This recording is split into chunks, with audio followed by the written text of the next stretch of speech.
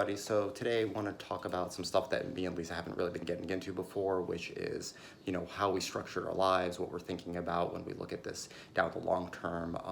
A lot of what I'm going to talk about originally doesn't come from me specifically, but it comes from a team, Mark Kohler and Matt Sorensen. I'll throw the link in at the bottom of the video and it'll explain to you they are CPAs and attorneys.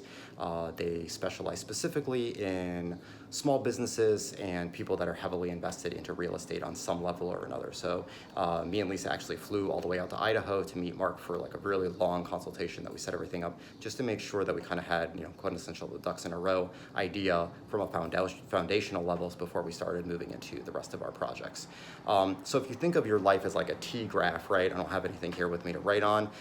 One side is going to be your operations and the other side is going to be your assets or your long-term holds.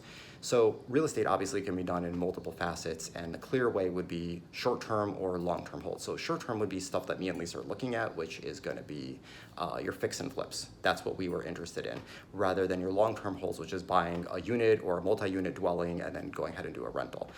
Some things that me and Lisa didn't love about the rentals is that it kind of felt to us that while there's a tremendous amount of information that you have to learn to make sure that you have a great deal on your home, before you buy it for a long term. After that, it's kind of just set to play and you're done. We didn't really love that one. For us, we like to do education. We felt that a long-term hold, a short-term hold to be able to do a fix and flip would give us a lot of steps, gives us a lot of education, would help us develop from one project to the next and kind of dials it in for us. So we really enjoyed that process more. So that's where we went. Now, we're located in Brooklyn, New York. In New York City, tenant laws heavily favor the tenants, which is awesome and great. And we are renting right now and I love it.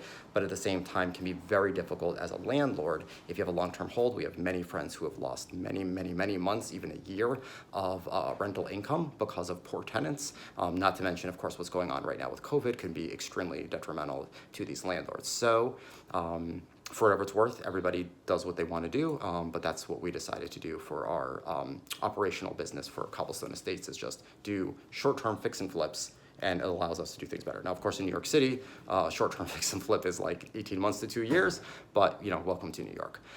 So on the other side of this T-graph is going to be your assets, your long-term holds.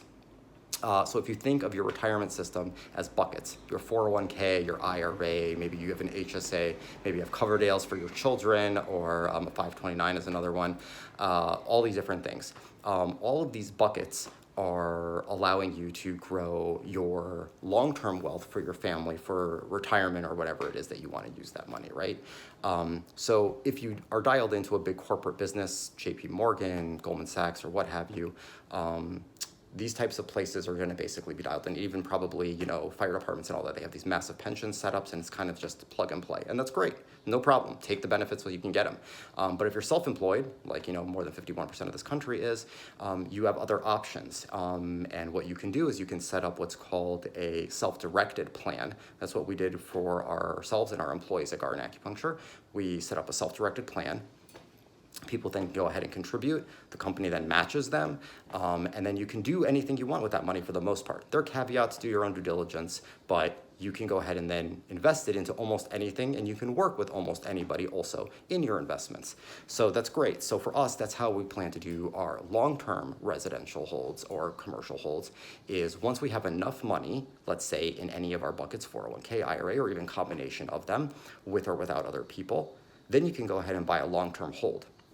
So let's say we buy a place in Denver, Colorado, and I don't know, I'm 42 right now, and let's say in 30 years at 72, I want to pull up that money out and sell the unit. I can sell that building, and whatever profit I make, as long as it's a Roth account, gets dropped into that account tax-free.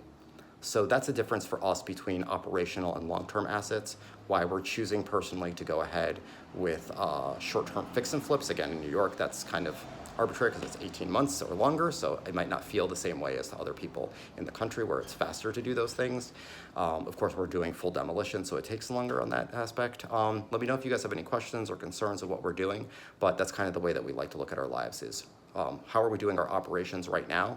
what kind of feeds me now, how am I taking care of my family today versus my assets. What am I taking care, what am I doing to set me up for 20 to 30 years later? Because I don't know about you, but I don't really want to be working that hard when I'm 80 years old. And still today we're working, nearly 60 hours a week. I don't want to do that when I'm older. So how do I set myself up for today, but also for down the line? All right, hope you guys are hanging in there. Take care. Bye.